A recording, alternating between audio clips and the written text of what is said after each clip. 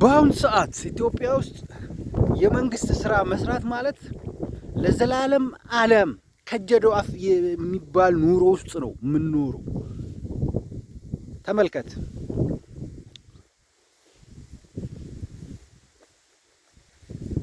ይሄንን እየሰራ ገጠር ገብተ መስራት ጀስት ላይክ እኔ ለ15 ዓመት ሰርቻለሁ በመንግስት መስሪያ ቤት ውስጥ። ነገር ግን የሰራሁት ነገር በከተማ ቤት ብቻ ነው፣ ሌላ ምንም ነገር የለኝ። ከቤት ውጭ ምንም ነገር። አሁን ግን ተመልከት፣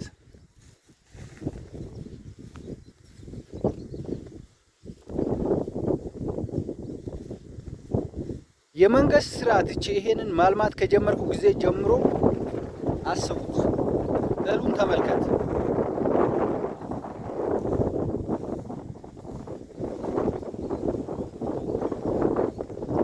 የመንግስት ስራ ማለት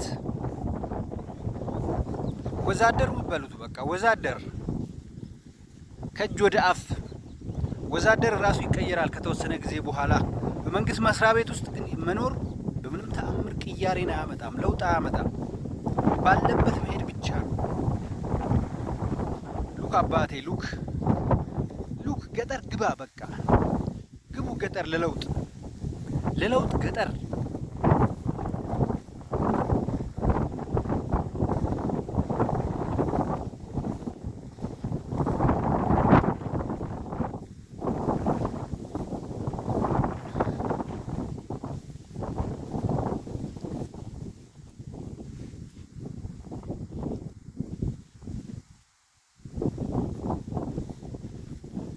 ለውጥ ትፈልጋለህ? አዎ ግባ ገጠር።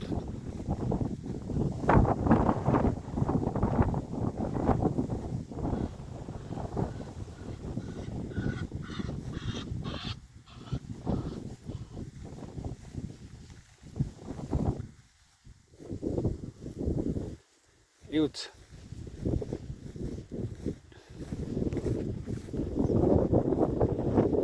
ገጠር ገብተህ ስትሰራ የምታገኛቸው ብዙ ነገሮች አሉ። በአንድ አመት ውስጥ 2 ጊዜ ብታመርት በጣም በከፍተኛ ሁኔታ ትቀየራለህ። በከፍተኛ ሁኔታ። ነገር ግን በመንግስት መስሪያ ቤት ውስጥ ሆነ የምትሰራ ከሆነስ ምንም አይነት ለውጥ እዚህ ምድር ላይ የምታመጣው ነገር የለም። ድሃ ሆነ ኖረ ድሃ ትውልድ ታፈራለህ።